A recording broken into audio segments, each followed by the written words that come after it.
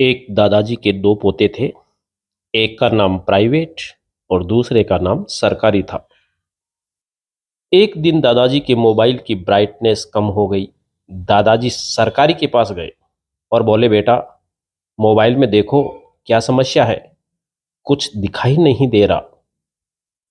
सरकारी बोला, दादाजी थोड़ा इंतजार कीजिए, मुझे पिताजी ने काफी काम दिए हैं, यानी सरकार ने काफी काम दिए हैं, थोड़ा सा फुर्सत मिलते ही आपका काम करता हूं।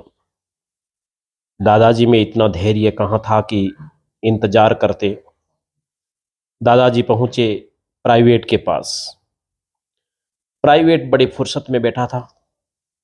उसने दादाजी को पानी पिलाया, चाय मंगवाई और पूछा, दादाजी बताइए क्या सेवा करूं। दादाजी उसके व्यवहार से बहुत खुश हुए और उसको अपनी समस्या बताई। प्राइवेट बोला, दादाजी आप निश्चिंत होकर बैठिए, मैं अभी देखता हूं। उसने मोबाइल की ब्राइटनेस बढ़ा दी और बोला, लीजिए दादाजी, मोबाइल का बल्ब फ्यूज हो गया था, मैंने नया लगा दिया है, बल्ब 500 रुपए का है। हालांकि बल्ब फ्यूज नहीं था, तथापि दादाजी उसकी जी हुजूरी से इतने गदगद थे कि उन्हें प्राइवेट की इस चालबाजी और अपने ठगे जाने का ख्याल भी नहीं आया। दादाजी ने खुशी खुशी 500 रुपए उसको बल्ब के दे दिए।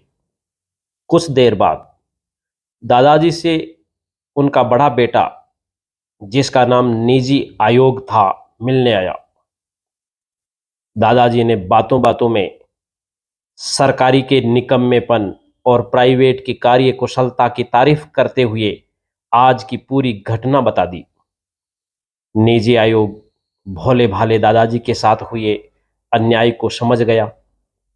निजी आयोग ने प्राइवेट से संपर्क किया तो उसने 100 रुपए चाचा यानी निजी आयोग के हाथ में रख दिए और बोला, दादाजी और पिताजी के सामने मेरी थोड़ी जमकर तारीफ कर देना। अगले दिन निजी आयोग ने दादाजी और पिताजी को प्राइवेट के गुणों का बखान कर दिया। पिताजी एकदम धृतराष्ट्र के माफिक जन्मांध थे। गुस्से में आकर बोले, इस निकम्मे सरकारी को घर से बाहर निकालो, आज से पूरे घर की देखभाल प्राइवेट करेगा। सरकारी अवाक है, निशब्द है, उसके मुंह से बोल नहीं फूट पा रहा है। वह अपनी सामर्थ्य और उपयोगिता दादाजी व पिताजी को समझाना चाहता है, परंतु सामने से बोलने की हिम्मत नहीं कर पा रहा है। डर रहा है कि कहीं घर से निकालने के साथ ही उसे भी राष्ट्र विरोधी और राष्ट्रद्रोही न घोषित कर दिया जाए। और दरवाजे के पीछे से प्राइवेट मुस्कुरा रहा था।